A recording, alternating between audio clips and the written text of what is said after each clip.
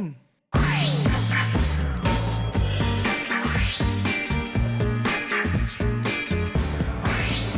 Didik TV KPM.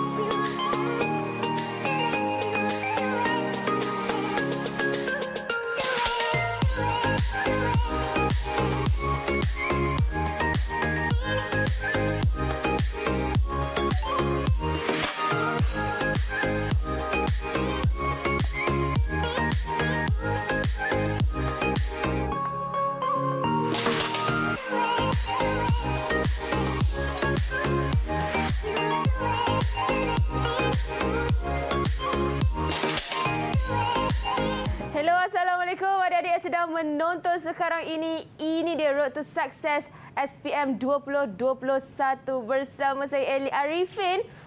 Subjek hari ini sangat menarik. Tapi sebelum tu Kak Eli nak nasihatkan kepada anda atau pada adik yang sedang menonton sekarang ini untuk menjaga SOP kita, sentiasa jaga penjarakan sosial, kerap cuci tangan, sanitasi tangan dan memakai pelitup muka setiap kali keluar dari rumah. Okey, tadi Kak Eli beritahu tentang subjek kita yang kalau adik-adik boleh nampak kat video yang kita mainkan sebentar tadi berkenaan dengan pembuatan makanan. Inilah dia subjek penyediaan dan pembuatan makanan di dalam program vokasional menengah atas yang diajar di sekolah menengah harian biasa. Mungkin ini agak baru untuk Kak Eli sebab dulu zaman-zaman akak tak ada tu subjek ni. Tapi ini yang sangat menarik sebab sekolah menengah harian pun dah belajar juga. Okey, cikgu yang akan mengajar kita pada hari ini pun sangatlah comel. Jadi apa kata kita saksikan profil guru dulu. Jom.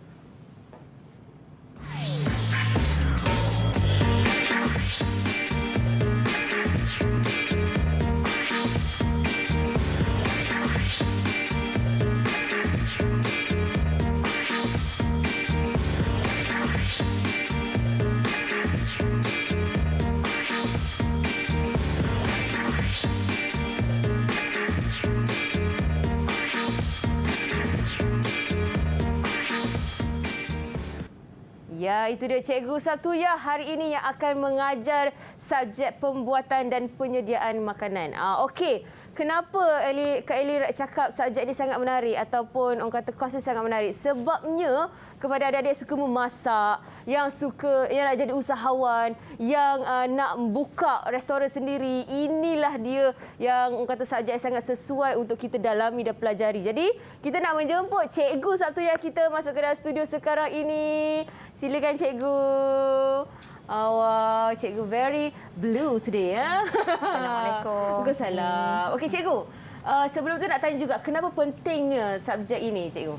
Okey, subjek ini sebagaimana yang kita tahu, okey, sekarang ni ramai usahawan-usahawan tumbuh macam cendawan kan. Okey, and then ramai juga yang memang dah ada profession sendiri, berhenti kerja dan ambil kos-kos untuk penyediaan makanan ni. Buka bisnes bakery kan. Macam-macam lagi lah. So nampak kepentingan sekarang sebab hari-hari kita kena makan. Betul. Itu keperluan utama. Semua kenapa? Yes, betul. Itu keperluan utama. Kenapa subjek ini sangat-sangat diminati dan digemari oleh pelajar-pelajar sekarang. Okey. Sebelum kita mulakan pelajaran, mungkin cikgu nak berkongsi sedikit ataupun intro sikit diri cikgu kepada adik-adik, especially untuk calon-calon SPM 2021 yang sedang menonton sekarang ni. Okey. Bismillahirrahmanirrahim. Assalamualaikum warahmatullahi taala wabarakatuh. Okey. Saya Cikgu Sabtuyah binti Latif. Okey, berasal daripada Kuching, Sarawak. Okey, saya telah mengajar subjek ini daripada rintis lagi, iaitu daripada tahun 2015. Okey, subjek ini memang sangat-sangat menarik bagi saya sebab dia mengajar bukan sahaja knowledge teori tapi kemahiran yang penting untuk kemenjadian pelajar-pelajar kita pada masa hadapan. Okey. Alright, baiklah cikgu. Sebelum tu boleh tak kita ke meja sakti kita? Okey, mari kita. Macam biasa kita kena ada penjarakan sosial dan juga kita kena sentiasa memberitahu ataupun mengingatkan kepada penonton di luar sana, terutamanya adik-adik kita calon-calon SPM 2021 ni untuk menjaga penjarakan sosial, kerap sanitasi tangan, cuci tangan dan memakai pelitup muka. Jadi saya akan sanitasi tangan saya dulu, boleh cikgu? Boleh. Okey, cikgu pula. Okey. Dan kemudian kita boleh buka pelitup muka kita supaya senanglah kita nak bercakap kan cikgu kan, nak mengajar. Dan pastikan masuk dalam bekas. Bekas agar menjaga kebersihan.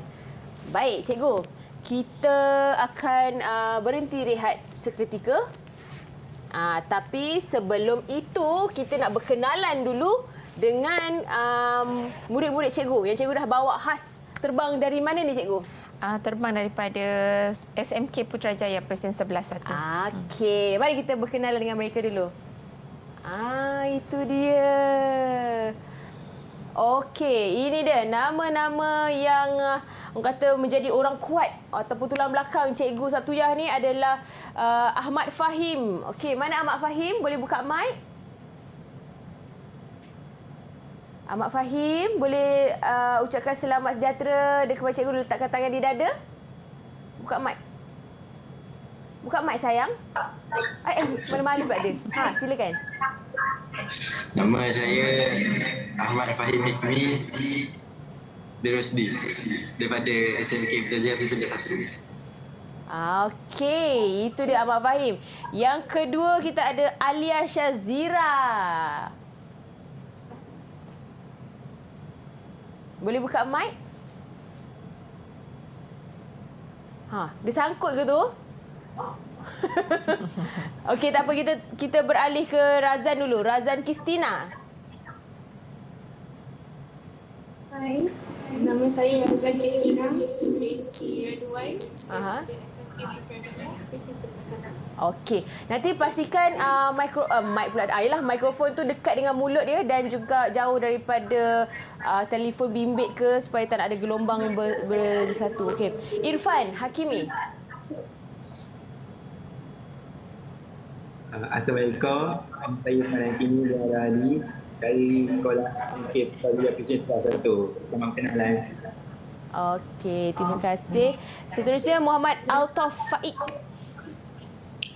Assalamualaikum, nama saya Muhammad Altaf Faik bin Muhammad Faizal.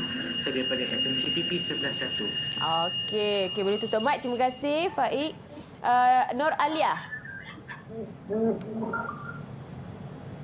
Nama saya Nur Alia Samira binti Ahmad dari Kota 11-1. Alright. Dan yang tadi kita kembali kepada Nur Alia Shazira. Tadi Safiah ini Shazira pula. Boleh ke tu? Alia Shazira tadi. Alia Safiah belum? Okey, Alia Safiah? Sangkutlah Alia Safiah ni. Dengar ke tidak tu? Okey, tak apa. Jaya kita berkenalan dengan Alia Safiah. Terima kasih kepada adik-adik daripada Sekolah Menengah Kebangsaan Putrajaya Presiden 11-1. Kita nak rehat seketika cikgu ya. Kejap lagi kita sambung pelajaran kita. Jadi kembali selepas ini di Road to Success SPM 2021. Didik TV KPM. Pernah tak terfikir bagaimana ringgit Malaysia menjadi mata wang yang digunakan sekarang? Berikut adalah beberapa fakta pantas mengenai ringgit Malaysia. Sejak Ogos 1975, mata wang Malaysia mula pakai nama ringgit secara rasmi. Walau bagaimanapun, ia masih disebut sebagai dolar dalam bahasa Inggeris. Malah, simbol dolar terus digunakan pada wang kertas kita. Pada tahun 1993, simbol ringgit Malaysia iaitu RM mula dicetak pada duit kertas dan menjadi simbol rasmi mata wang negara. Antara lain, simbol RM juga digunakan untuk membezakan mata wang Malaysia dengan mata wang negara Brunei yang turut menggunakan istilah ringgit.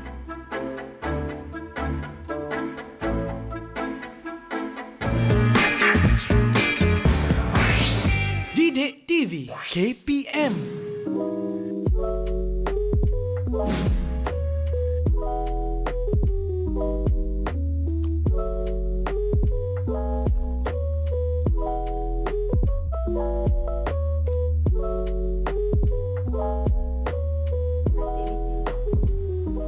Kembali di Road to Success SPM 2021. Ini dia kepada adik-adik calon SPM 2021 yang sedang menonton sekarang ini. Kita akan belajar subjek penyediaan dan pembuatan makanan dalam program vocational menengah atas. Sebelum itu, Kak Eli nak pesan kepada adik-adik untuk menjaga SOP penjarakan sosial, kerap sanitasi tangan, cuci tangan dan memakai pelitup muka setiap kali keluar dari rumah. Okey, sebelum terlambat, Kak Eli nak ucapkan juga kepada cikgu-cikgu di luar sana dan juga cikgu di studio, selamat Hari Guru. Sempena kempen ini, banyak-banyakkan hashtag terima kasih cikgu dekat social media adik-adik sempena menghargai cikgu-cikgu ini. Dan tema kali ini adalah berguru demi ilmu, bina generasi baharu. Baiklah, sebelum kita memulakan pembelajaran kita untuk subjek ini, kita nak saksikan dulu Vox Pop daripada murid-murid mengenai pengalaman mereka tentang subjek ini. Mari kita saksikan.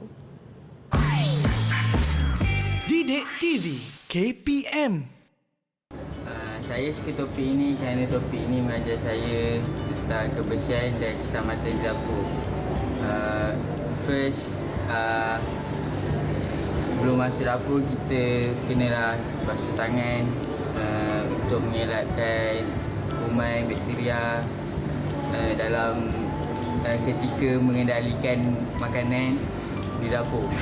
Saya suka subjek ini kerana saya dapat mengenali pelbagai perkakasan dan peralatan yang boleh ditemukan di dapur. Sebagai contoh, saya dapat mengenali tentang pelbagai pisau, pelbagai periuk yang boleh saya gunakan di dapur. Saya suka sangat dengan topik hygiene sebab dia mengajarkan saya macam mana nak jaga kebersihan diri saya sebelum berada di dalam dapur. Dan juga topik ini mengajarkan saya supaya saya basuh tangan dan pakaian pun yang bersih dan suci sebelum menjalankan tugasan memasak.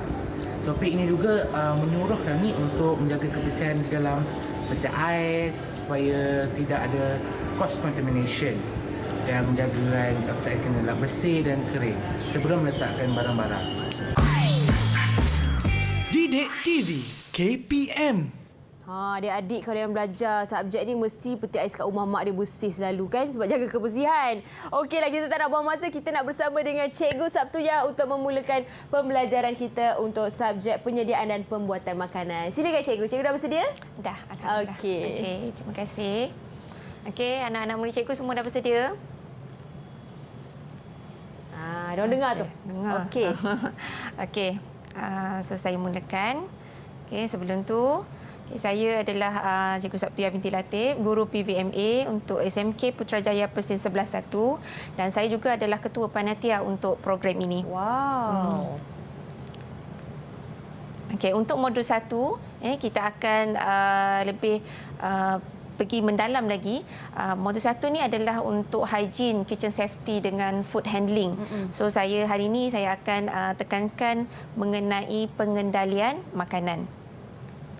Okey, untuk pengendalian makanan, sebelum kita pergi jauh kepada apa itu pengendalian makanan, mengenai kebersihan dan keselamatan makanan, kita kena tahu apa maksud pengendali makanan. Okey, pengendali makanan merupakan individu yang memastikan makanan dimasak selamat untuk dimakan. Okey, so pengendali makanan ini adalah terlibat secara langsung dalam penyediaan makanan. Dia menyentuh makanan atau permukaan yang menyentuh makanan dan mengendalikan makanan yang berbungkus, tidak dibungkus ataupun perkakas. Maksudnya yang di perkakas alatan di dapur lah. Okey. Okey. Okey, so pengendali makanan yang baik ini merupakan ciri-ciri pengendali makanan yang baik. Cikgu tak suka bagi semua cikgu nak bagi kan, cikgu nak suap kan. So cikgu nak bertanyalah. Okey, siapa yang boleh tahu sebelum cikgu pergi kepada topik seterusnya. Okey, untuk sikap. Okey, boleh cikgu tahu apakah sikap yang perlu ada pada seorang pengendali makanan yang baik? Siapa yang boleh jawab? Okey. Untuk sikap. Siapa? Cikgu boleh pilih salah seorang. Siapa yang cikgu nak mereka jawab? Okey, Fahim. Fahim boleh buka mic, on mic. Mungkin signal lambat sikit cikgu nak sampai ke sana agaknya. Fahim dengar tak? Fahim boleh buka on mic untuk jawab soalan cikgu? Siapa yang boleh respon? Altaf, boleh respon cikgu? Boleh dengar ke suara cikgu?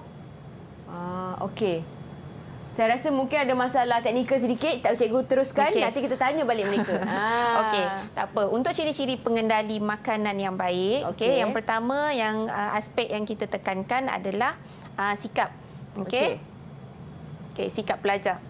Sikap pengendali makanan. Okey. So sikap ni biasanya pengendali makanan mestilah bersikap positif lah dan bertanggungjawab terhadap apa sahaja makanan yang disediakan. Okey, yang kedua adalah stamina. Stamina bila kita bekerja di dapur, di bengkel ataupun di kitchen, okey, seorang pengendali makanan ni kena mempunyai stamina yang sangat-sangat tinggi. Bukan sahaja dari segi fizikal tapi dari segi mental sekali. Dan dalam stamina ni juga pengendali makanan mestilah mempunyai tahap status kesihatan yang sangat baik.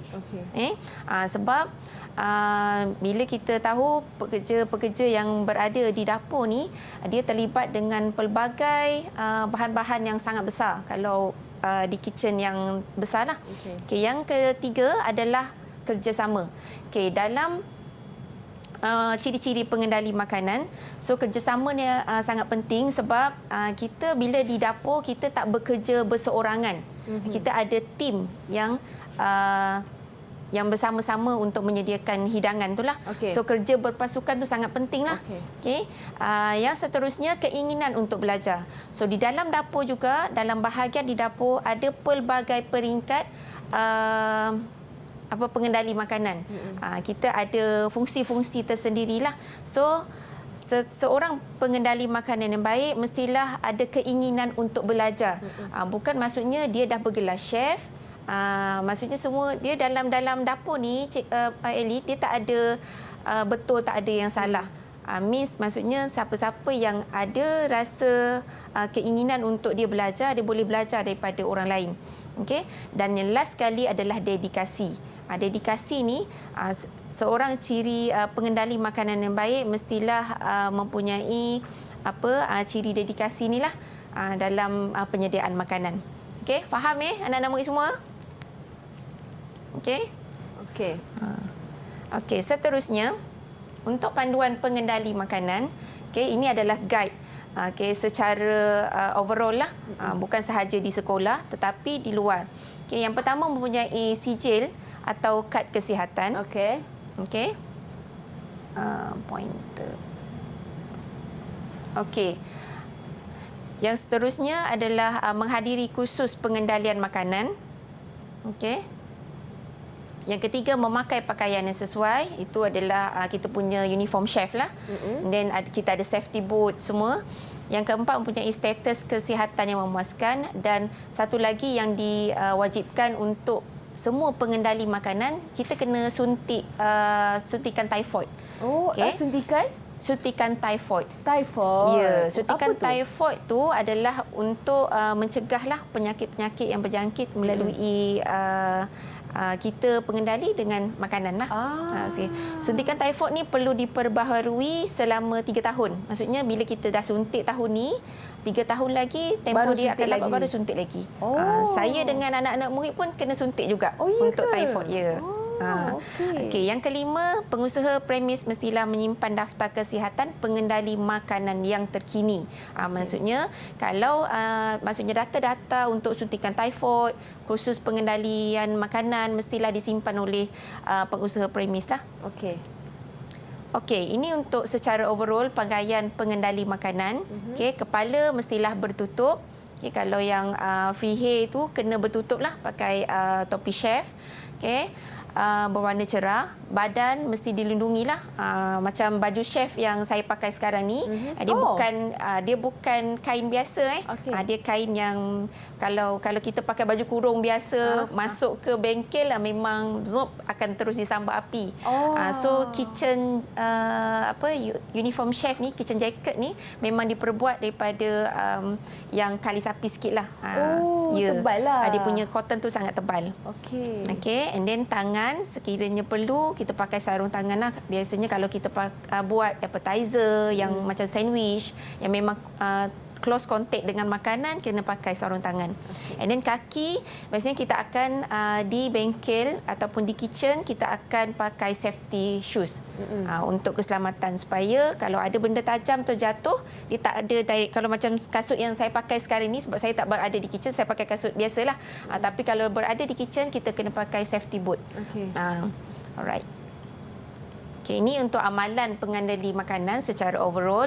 So, amalan yang baik untuk pengendali makanan, memakai sarung tangan, mencuci peralatan terus di sinki, menggunakan penyepit ataupun food tong, dan mencuci tangan yang baik. So, pelajar-pelajar ini juga sebelum dia pergi menyediakan makanan, dia memang akan melalui satu kita panggil SOP. Semua SOP dari segi cuci tangan, 7 langkah cuci tangan kena master dulu. Kalau tak master, kena ulang sampai dia terampil lah. Kita kata. Okey, ini amalan buruk pengendali makanan. Kalau biasa makan kat luar tu, mungkin pernah kot terserempak dengan senario-senario ini kan. Nampak macam menggelikan, tapi itulah hakikat sebenarnya. Sebab tu kita tak berapa galakkan lah. Kita nak makan kat luar pun kita kena cari premis yang A kan, yang bersih, yang sangat bersih. Okey, ini adalah contoh-contoh merasa makanan dengan tangan, okey, merokok, menggaru, menyentuh makanan dengan tangan, menggorek hidung dan batuk ke arah makanan. Sangat-sangat mengerikan kan. Kita baca pun kita cakap gelinya. Okey. Okey. So, untuk seterusnya, okey, kita pergi kepada bahagian pengurusan dapur. Okey. Okey, pengurusan dapur, kalau untuk di kitchen ni, kita ada dapur klasik dengan dapur moden. Bukan berbeza bukan dari segi dia punya binaan, tapi berbeza dari segi masakan. Okey. Kalau untuk masakan klasik, biasanya hidangan-hidangan tu disediakan based on mentega dan krim, butter dan krim.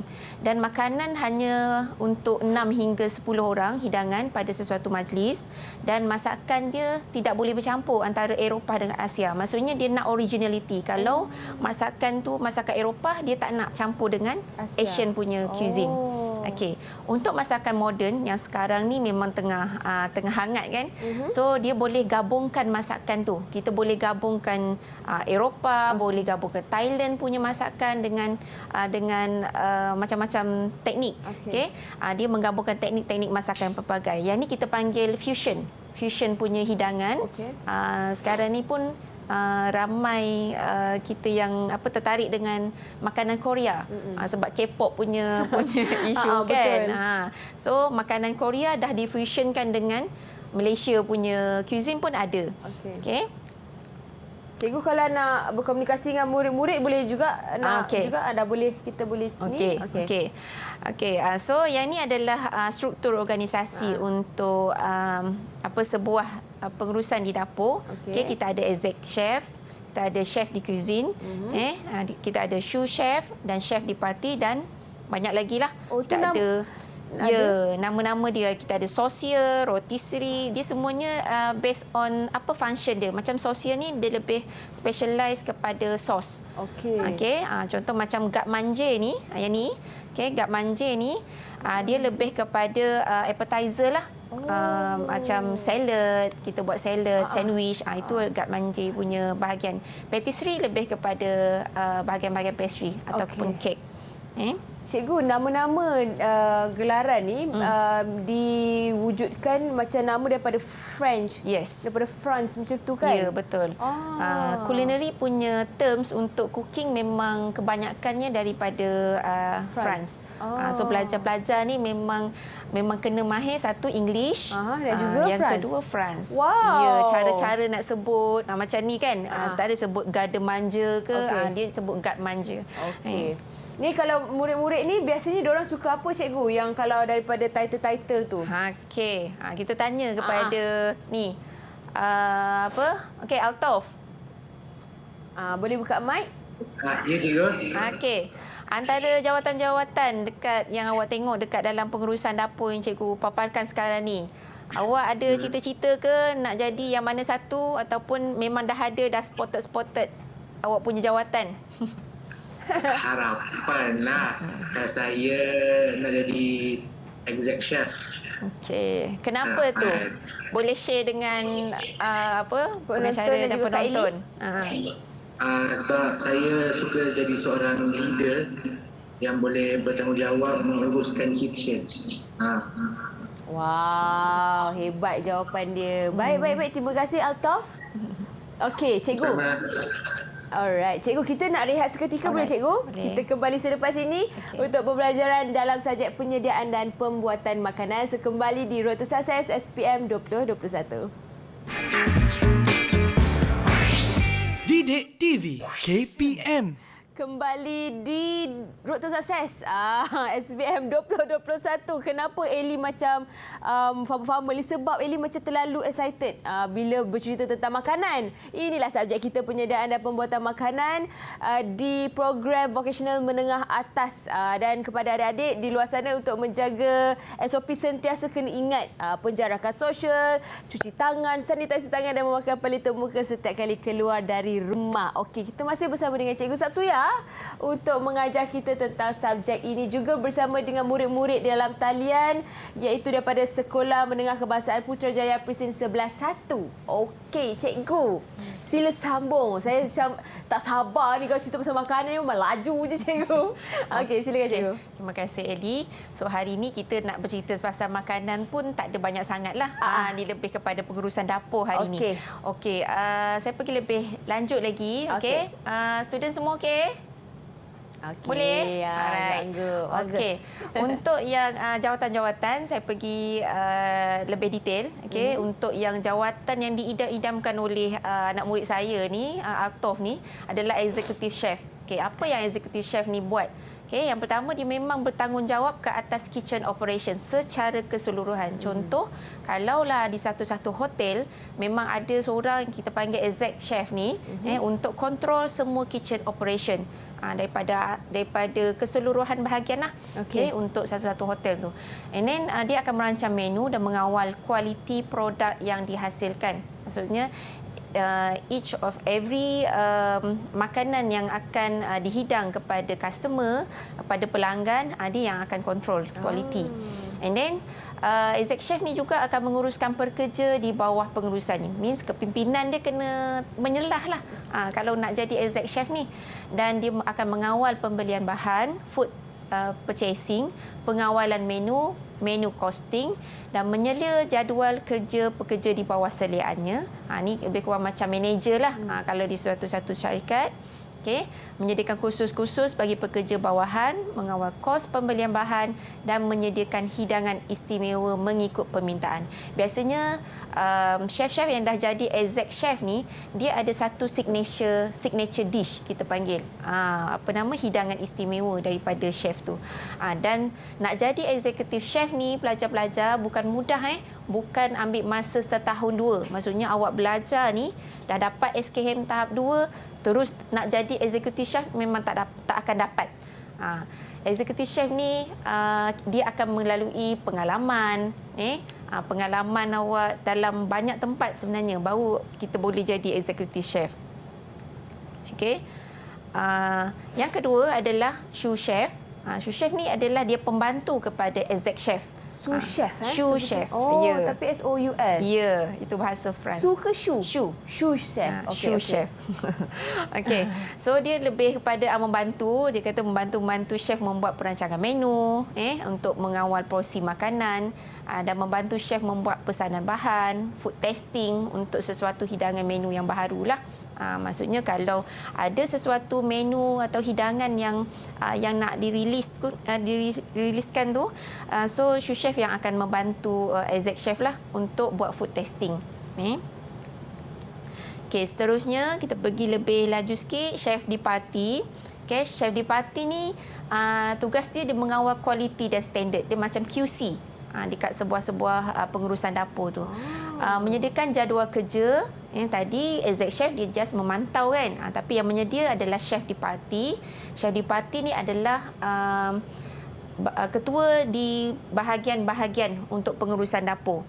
Okey, dan membuat pesanan bahan bagi outlet yang dipertanggungjawabkan dan memastikan staf bawahannya sentiasa mematuhi polisi hotel. Ni kalau dekat hotel lah. Okey, dan menyediakan hidangan bagi majlis tertentu. Dia juga boleh memasak. Tapi bila dah berada di peringkat exec chef ni biasanya dia dah tak memasak dah. Dia lebih kepada anak buah lah buat kerja. Ya, betul. Okey, demi chef ni untuk pengetahuan Elly dan penonton semua, pelajar-pelajar yang kami hasilkan ni, program vocational menengah hasilkan ni adalah SKM tahap 2. So SKM tahap 2 ni lebih kurang level demi chef. Tapi bila di industri, mereka tak akan diberi tugas terus demi chef. Kita akan tengok apa tugas dia bila walaupun dia dah ada SKM tahap 2 ni dalam tangan, dalam CJ dia, tapi dia tak akan terus jadi demi chef.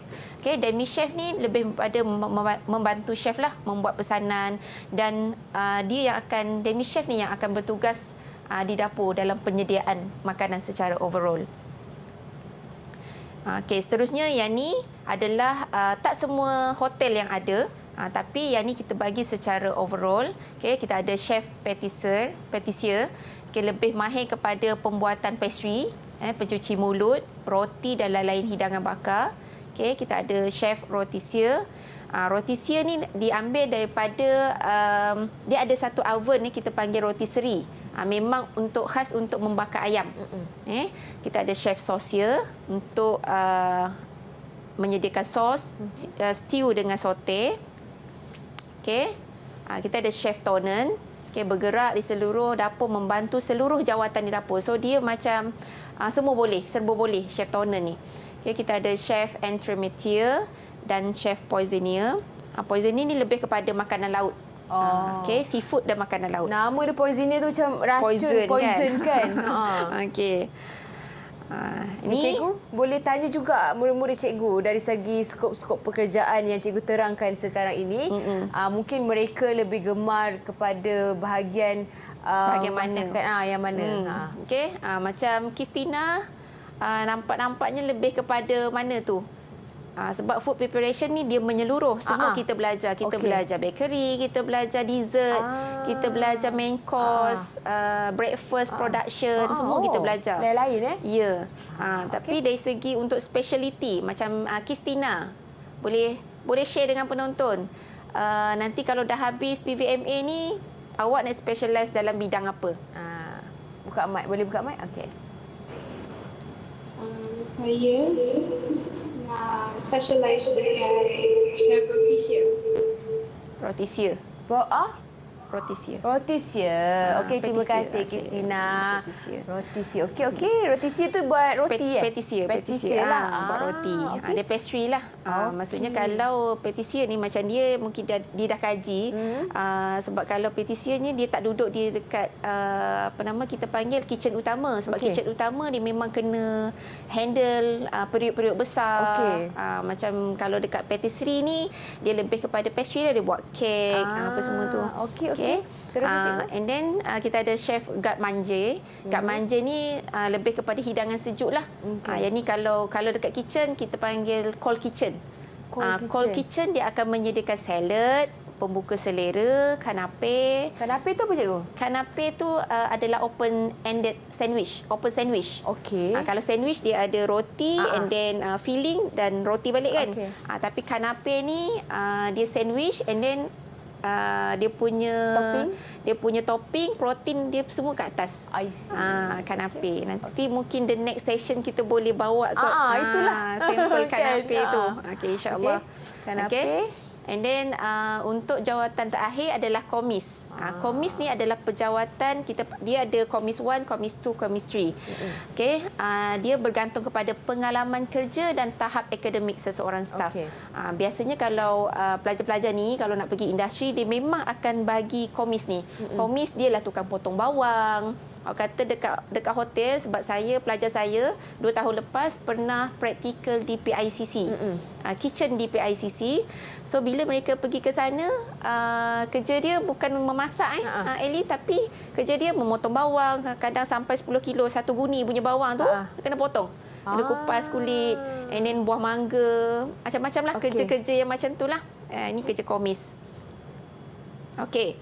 So, no one is born a great cook. One learns by doing. Okey. Yang ni memang betul sangat-sangat lah. Maksudnya kita pelajar-pelajar ni yang siapa yang minat jadi chef ni dia bukan lahir-lahir terus pandai. Terus pandai memasak. Tak.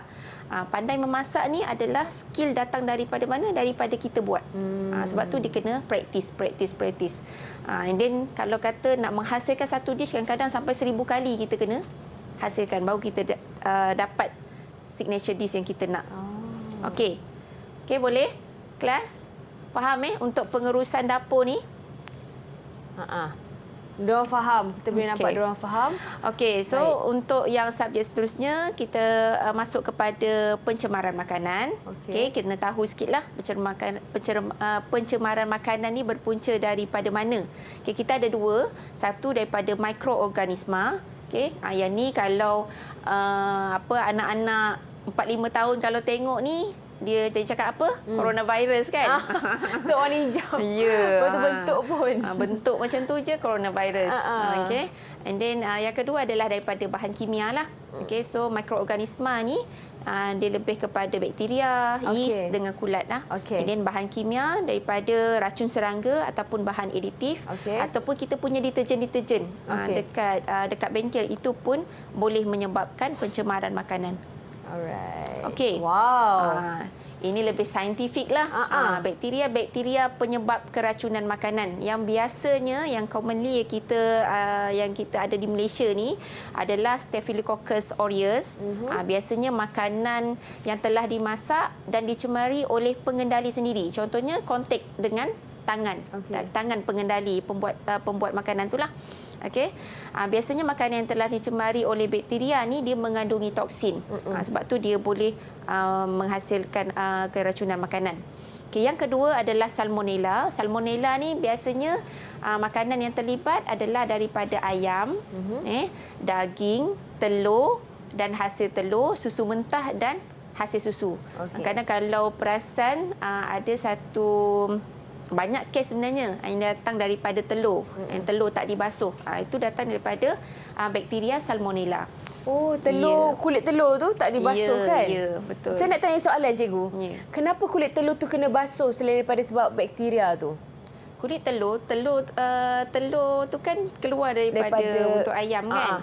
So daripada pengusaha kilang-kilang telur ni memang kita tak akan basuh dulu telur tu. Daripada fresh tu kita akan letak terus dekat tempat dia. Dan semasa kita beli telur pun kita tak boleh basuh terus telur tu. And then baru kita simpan. Tak boleh. Bila kita basuh, kulit telur tu dia akan menipis. Bila menipis dan ada bakteria yang akan masuk dalam kulit telur tu bila dia dah menipis. So telur ni dibasuh masa bila? Semasa kita nak menggunakannya. Nak menyediakan makanan, baru kita basuh telur kita tu. Lepas tu pecah kan? Ya. Dia bukan masa kita beli, kita basuh dulu. baru kita simpan. Katalah kita beli 10 biji yang dalam pack tu kan. Kita basuh semua dulu baru kita simpan, tu salah. Sebenarnya kita kena simpan dulu dalam peti sejuk. Lepas tu once kita nak pakai baru kita basuh. Baiklah. Okey. Sebenarnya betul juga cara saya. Kan? Sebab ada orang fikir telur kena basuh dulu. Dia beli-beli tu terus basuh. Tak itu boleh. salah. Okey, baik. Okey. Seterusnya bakteria yang lain? Bakteria yang lain kita ada E. coli. Kalau pernah dengar E. coli, ada juga daripada daging burger yang tak cukup masak. Bahaya so macam ayam, make sure kita kena makan ayam ni yang betul-betul dah masak. Kalau macam daging, kita boleh makan mentah. Sebab daging dia ada raw, dia ada medium raw kan. Kita boleh ni. Baru nak tanya yang tu boleh? Boleh. Sebab daging dia ada suhu-suhu tertentu. Kalau macam kita nak makan steak tu kan, kita ada well done kan. Yang tu boleh, tak ada masalah. Tapi ayam tak boleh. Ayam kalau mentah, memang kalau macam pelajar-pelajar ni menyediakan makanan di bengkel, katalah dia buat chicken chop. So cikgunya bukan kita rasa je, kita akan test dulu, kita akan potong, tengok ada sedikit merah ke darah, memang tak boleh makan. Maksudnya dia kena masak balik chicken chop tu. Sebab ayam tu kita takut ada bakteria. Jadi punca boleh jadi keracunan makanan lah. Betul. Sebab tu bila nak makan di luar tu hati-hatilah sebelum kita makan lah kan. Okey, ini adalah bakteria-bakteria lain. Yang ni biasa tak familiar, biasa kita dengar Salmonella, E. coli kan. Okey, ni penyebab akibat pencemaran makanan. So ini adalah dia punya simptom lah. Okey, kalau kita ada mual, sakit dan kekejangan abdomen, cirit berit, yang tu yang paling kerap, muntah-muntah, sakit kepala dan demam. Benda ni lah juga dia macam sama simptom dengan virus yang ada COVID tu kan. Betul. So hati-hatilah. Jadi orang pun jadi keliru. Yes, macam takut juga kan kena COVID ke ataupun memang pencemaran makanan ni. Mana satu ni kan.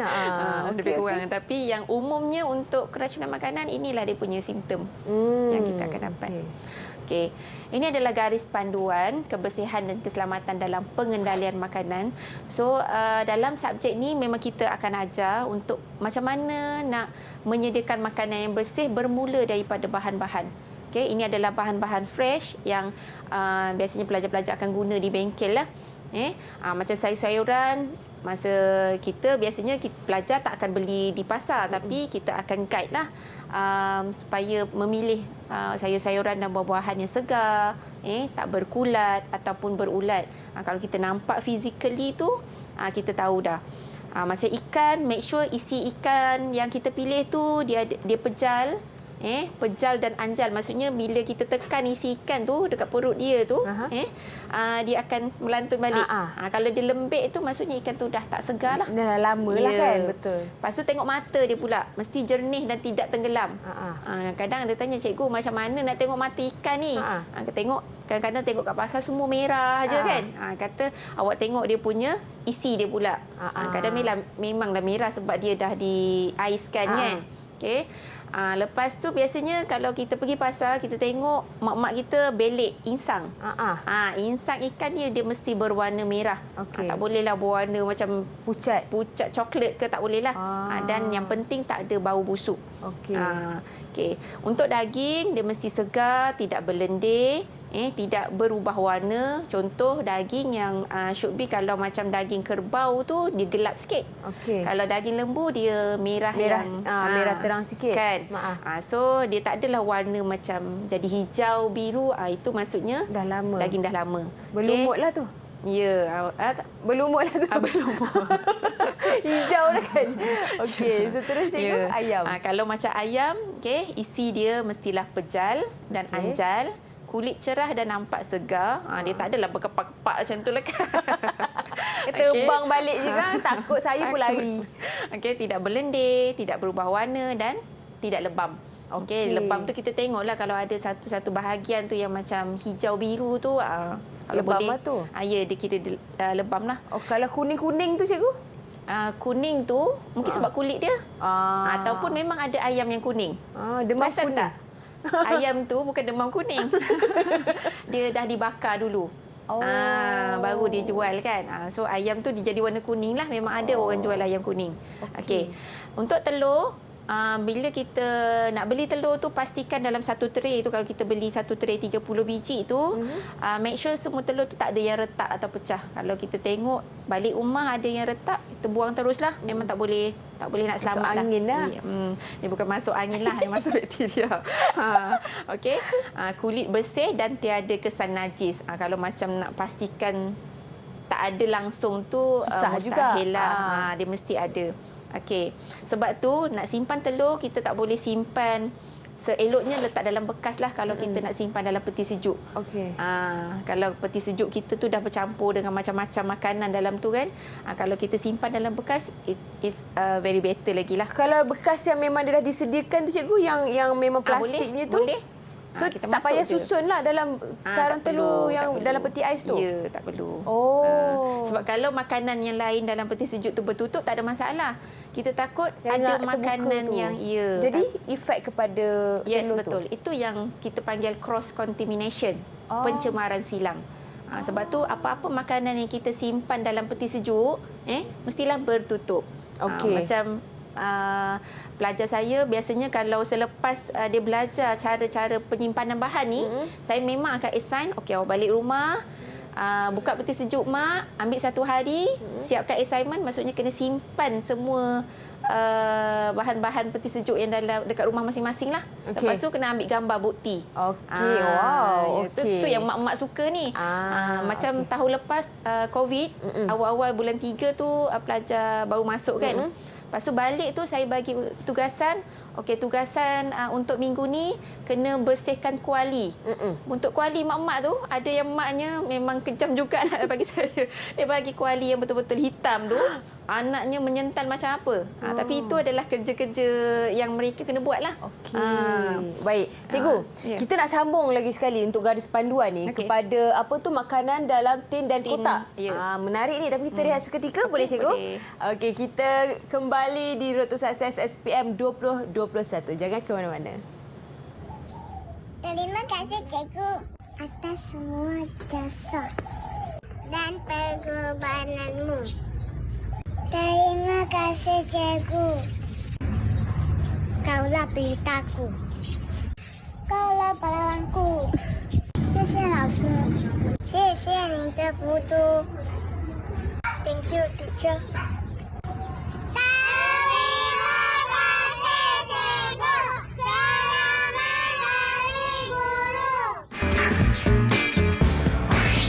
Didik TV KPM. Kembali di Didik TV KPM. Ini dia Road to Success SPM 2021 dalam subjek penyediaan dan pembuatan makanan di program vocational menengah atas. Masih lagi bersama dengan Cikgu Sabtiah kita yang comel ni dan juga murid-murid dari Sekolah Menengah Kebahasaan Putrajaya Presin 11-1. Okey, Cikgu, kita sambung tentang garis panduan kebersihan dan keselamatan pengelolaan makanan. Okey. Terima kasih Ellie. Okey, cikgu sambung lagi untuk makanan dalam tin atau kotak pula. Okey, untuk makanan dalam tin atau kotak, kita pergi satu-satu. Untuk makanan dalam tin ni, pastikan bila kita nak pilih daripada supermarket tu atau kedai, make sure makanan tin tu tak kemik. Dia tak kemik. Kalau kotak, dia tak koyak lah ataupun pecah. Dan make sure tin dia juga tidak berkarat. Sebab karat ni sangat-sangat bahaya sebenarnya dan tidak menggelembung dan tidak tamat tahrih luput. So bila kita beli barang-barang tin, botol ataupun kotak, make sure yang pertama bila expired date dia. Okey. Untuk kita tahulah, kalau boleh macam tenusu, produk tenusu dia expired date dia tak lama kan. Okey, untuk bahan kering pula. Okey. Make sure bahan kering yang kita beli, bahan kering ni contoh macam beras, bihun, kan. Okey, kita punya bawang, okey, bawang merah, bawang putih. Okey, make sure tidak lembap ataupun basah macam kentang kan. Okey, kalau macam kentang ni menarik sebab kentang make sure kita beli tu jangan ada yang bertunas. Bila dah bertunas tu kentang tu kena cepat-cepat pakailah. Oh, maksudnya kenapa tu? Kentang ni bila dia bertunas dia akan menghasilkan ada satu bahan kimia. Kalau macam kentang ni sampai bertunas dan bila kita kupas tu ada warna hijau. Dia sebenarnya kalau untuk pregnant lady sebenarnya tak eloklah ya, tak sesuai. Dia mengakibatkan apa? Saya tak ingat dia punya terms tu lah, ada satu toksin yang dia akan keluarkan. So kentang ni sebab tu bila kita pilih kentang make sure kentang tu tak bertunas lah. Sebab bila dia bertunas tu dia akan jadi bila kita hijau. kupas tu dia akan jadi warna hijau. Selalu saya dapat yang tu. Bahaya tu. Okey. Dan make sure untuk bahan-bahan kering dia tidak reput, bukan berkulat, okey, tiada serangga ataupun benda asing lah. Contoh macam kita beli beras kan, kita tengok dalam paket tu kita boleh scan dah. Kalau kita belik belakang depan dia tu kita boleh tengok ada serangga atau tak. Okey. Contoh kalau macam beras tu memang dah ada serangga, maksudnya itu stok lama lah. Okey. Okey. So sebelum kita pergi kepada next slide, cikgu nak tanya pelajar-pelajar ni, siapa di antara awak semua yang selalu beli bahan sendiri ataupun ikut mak? Beli bahan sendiri di pasar ataupun pernah ikut mak untuk beli barang keperluan rumah? Fahim. Siapa? Fahim angkat tangan tadi. Boleh buka mic? Oh, tak nak buka Saya mic. Altaf. Saya lah selalu pergi pasar dekat Sri Ternak dengan ibu saya. Okey. Beli sayur, beli ikan. Hampir setiap bulan lah saya pergi. Okey, biasanya siapa yang maksudnya mak awak ajar tak macam mana sebelum awak masuk penyediaan makanan ni? Okey. Sekarang ni awak dah tingkatan 5 kan? Okey, sebelum ini siapa yang akan guide? Adakah mak awak okey, ambil sahaja ke macam mana? Nak kata kalau pengendalian makanan bukanlah nak burukkan mak saya punya dapur. Tapi sebelum saya masuk PUMA, Masya Allah dapur mak saya kotor betul. Tak berlabel, tak teratur. Cross contamination pun banyak juga ada. Cara penyimpanan yang betul pun di rumah tak betul lah. Dan semenjak saya belajar dekat PUMA, saya lah seharian kemas dapur saya from A to Z. Okey, maksudnya apa sahaja ilmu yang cikgu ajar dekat di sekolah ni mengenai hygiene, kebersihan, keselamatan makanan, anak-anak murid semua praktikan lah ya kat rumah. Bagus. Altaf, pastikan balik rumah nanti mak bukakan pintu ya. Takut kena tidur luar malam ni. Jaga-jaga tu. Okey. Seterusnya cikgu nak tanya siapa lagi? Okey, Alia. Okey, Alia mana? Ada dua Alia. Alia mana cikgu? Alia Shazira. Bukan Alia Shazira. Okey. Alia Shazira ni cikgu dapat maklumat awak suka buat kek okey.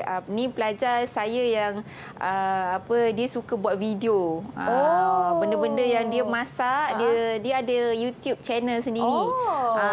Saya banggalah sebab kita tak perlu suruh pun dia dah pergi one step further. Dah ada inisiatif sendiri. Yes, betul.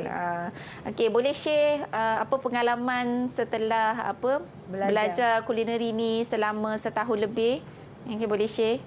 Dari segi kita punya pemilihan makanan lah, maksudnya macam mana cara untuk mengendalikan bahan-bahan dekat rumah. Alia Shazira? Alia? Tu. Dia malu.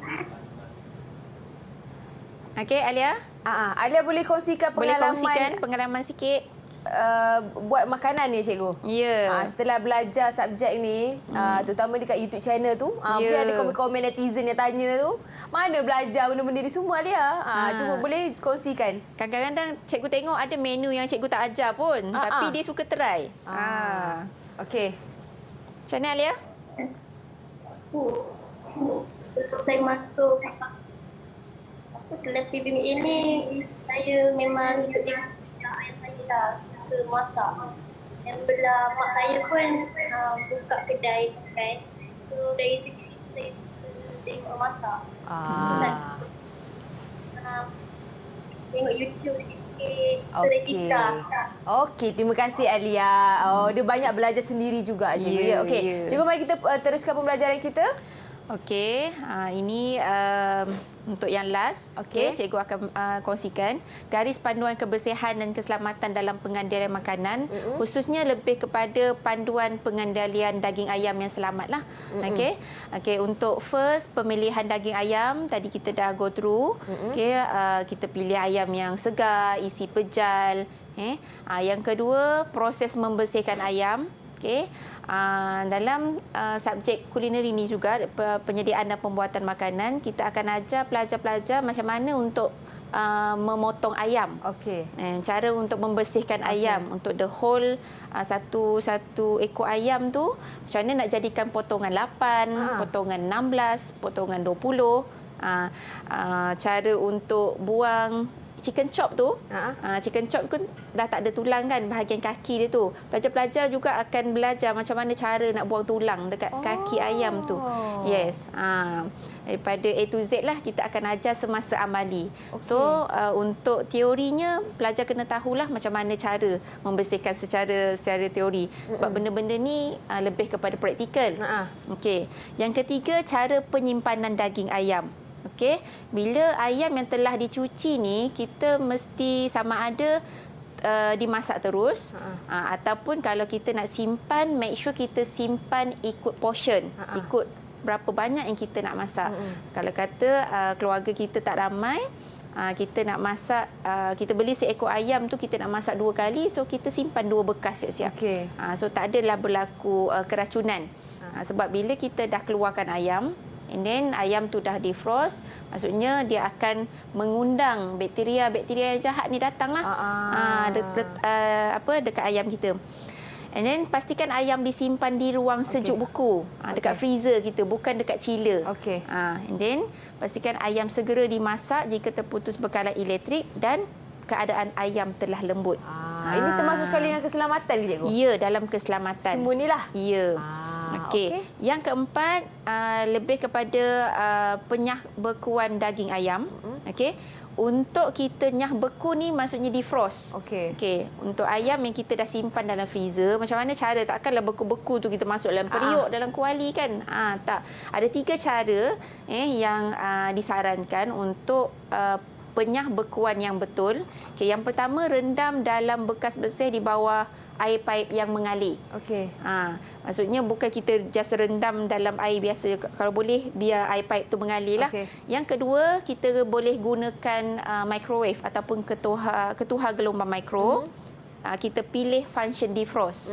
Yang ketiga, letak di ruang pendingin ataupun chiller di peti sejuk. Kalau kita ada peti sejuk 2 tingkat tu, daripada freezer dekat atas, kita letakkan dia ke bawah.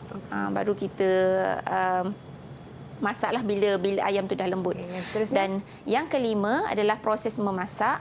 Pastikan ayam dimasak dengan sempurna. Yang ni kita tak naklah ada kesan darah ke, ada lagi yang meleleh-leleh darah dia. Ayam tu memang kita tak boleh makan lagi. Tiada kesan darah pada tulang ataupun isi. Masak semula ayam sekiranya ada kesan darah tu, dan pastikan air rebusan ayam jernih dan bukan berwarna merah jambu. Kalau merah jambu tu maksudnya ada lagi lah ayam tak masak. Ya, ayam tak masak. Itu sahajalah.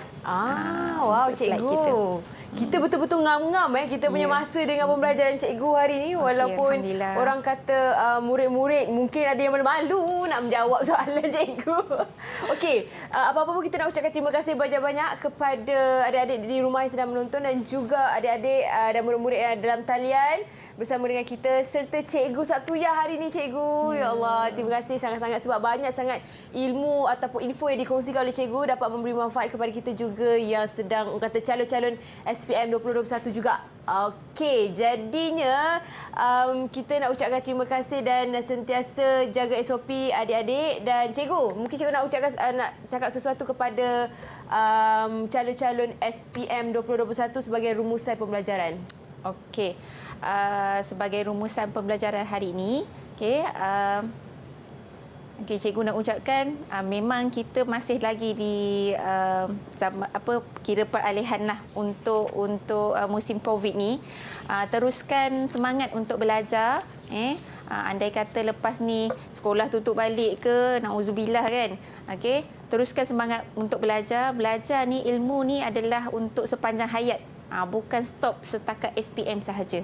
Itu. Alright, terima kasih Cikgu. Jadi kepada yang sedang menonton sekarang ni, jangan ke mana-mana sebab kita akan kembali lagi di Road to Success SPM 2021 dengan subjek, ni mencabar sikit ni, matematik tambahan dengan bab 1 fungsi. Bersama saya juga Eli Arifin. Jadi sehingga jumpa lagi. Assalamualaikum. Boleh lambai-lambai semua.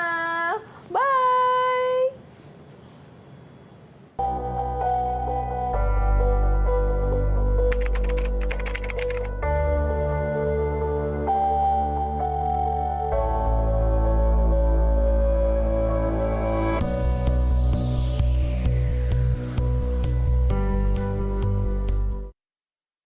Guruku, kau mengajariku berbagai ilmu.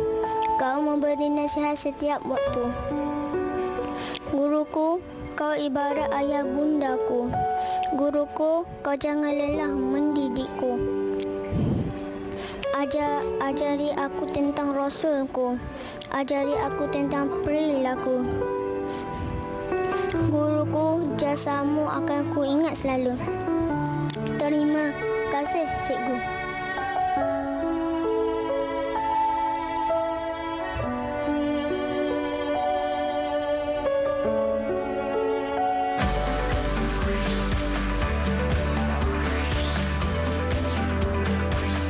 Didik TV KP